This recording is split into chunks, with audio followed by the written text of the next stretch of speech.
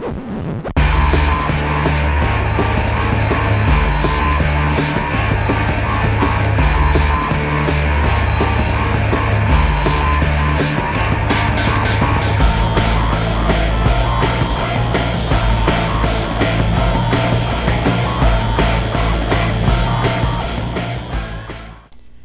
everyone and welcome to another edition of the Bastard Review. This time around I'm looking at NWA Starrcade 88.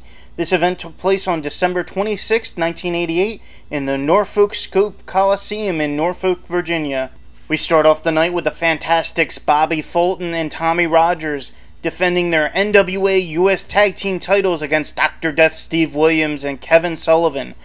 Both teams managed to make good use of tags, but there's only one really impressive tag maneuver done when Bobby and Tommy give Steve a dual monkey flip. Steve does a nice delayed vertical suplex on Tommy, but at times the match just doesn't flow very well.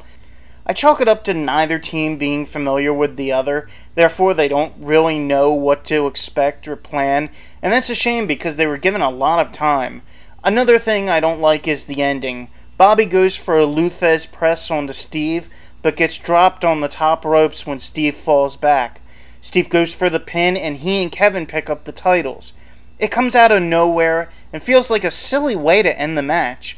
Also, to my knowledge, there was no rivalry between either team, so I don't understand why the titles changed hands so quickly. I'm giving this a 5 out of 10.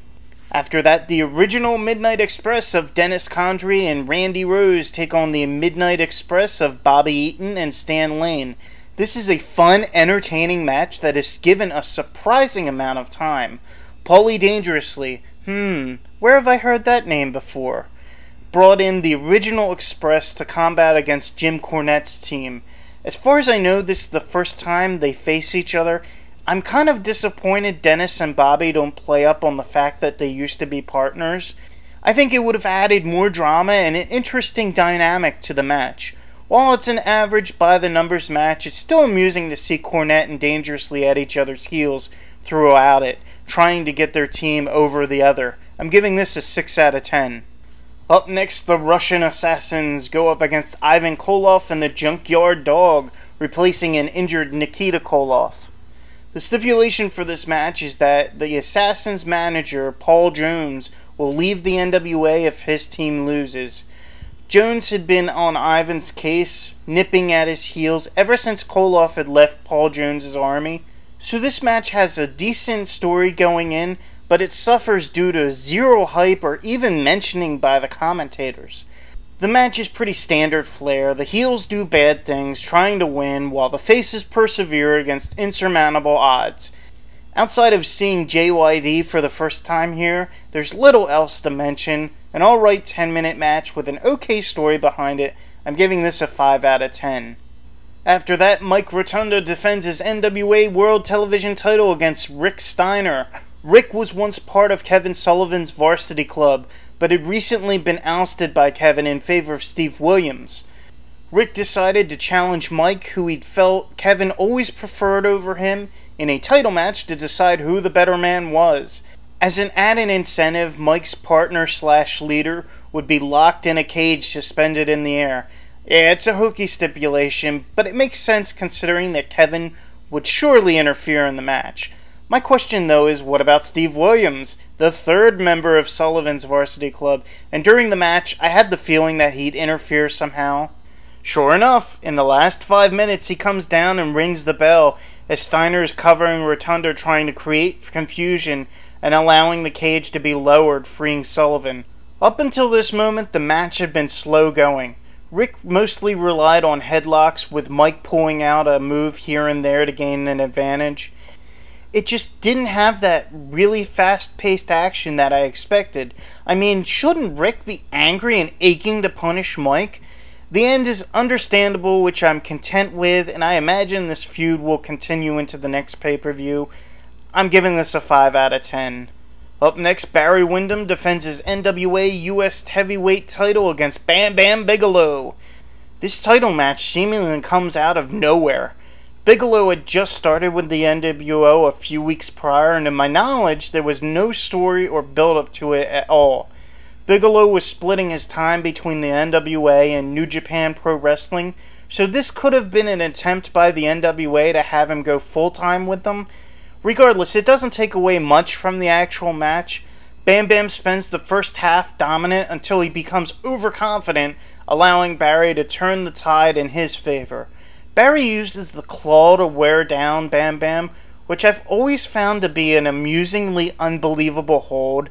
I just don't like the ending either. Bam Bam gets counted out, but considering the politics going on backstage, I can see why they went that route. I'm giving this a 6 out of 10.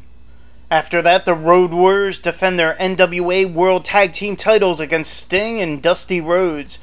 A month or so prior, Sting had been attacked by Hawk and Animal, culminating in this match. Other than both men being faces, Sting and Dusty seem like an unlikely team, and it feels more like a one-time only team-up than one that would last. All four men do a very good job at riling the crowd and getting both them and me into the match. Again, like the previous match, I just don't like the ending. Sting and Dusty win by disqualification when the Warriors manager Paul Ellering interferes.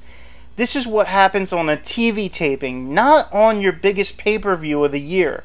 From what I can see, this feud fizzles at the start of '89 as Sting and Dusty go back to singles competition, so I guess it's of little consequence. But what could have and should have been a great match only comes off as good. I'm giving this a 7 out of 10. Finally, we come to the main event. Ric Flair defends his NWA World Heavyweight title against his former Four Horsemen teammate Lex Luger. Luger joined the Horsemen back in '87, only to leave a year later when J.J. Dillon ordered him to eliminate himself from the Bunkhouse Stampede Battle Royal so that J.J. could win it. Luger instead eliminated Dillon and thus broke away from the Horsemen. During the latter half of '88, Flair and Luger faced off, with Flair always finding a way to win underhandedly, and thus the feud culminates here. Luger utilizes a good amount of offense to wear Flair down, including a nice delayed vertical suplex, a superplex, a high crossbody, and even gives Flair a figure 4 leg lock. Later in the match, Flair uses a chair on Luger's knees and then focuses all of his attention on them, leading to another figure 4 leg lock. There are a good number of near falls, most of them by Luger. The end sees Rick retained by using his feet on the ropes while pinning Lex when Luger's knees buckle during a torture rack. I'd be okay with this finish if it led somewhere, but after this, Lex vies for the US Heavyweight title instead of continuing to be at Flair's back. The end would have worked as a lead-up to the final match between both men, but here Flair should have retained cleanly. Another thing I didn't like was that neither man cut promos prior to the match. That's just a waste of building hype for the viewers. I enjoyed the match, but there was little things that could have been done to make it phenomenal. I'm giving this an 8 out of 10. Overall, Starrcade '88 is a barely above average pay-per-view. Most of the matches are passable, but they all suffer from one or two flaws. The only promo segments were concerning Sullivan's Varsity Club and Rick Steiner, and that's a serious crime. I might recommend checking out the main event, but overall this is a show only worth watching on a rainy day. I'm giving this a 6 out of 10. Thank you for listening. Please tune in again to another Basta review when I review another wrestling DVD in my collection or anything else that crosses my path.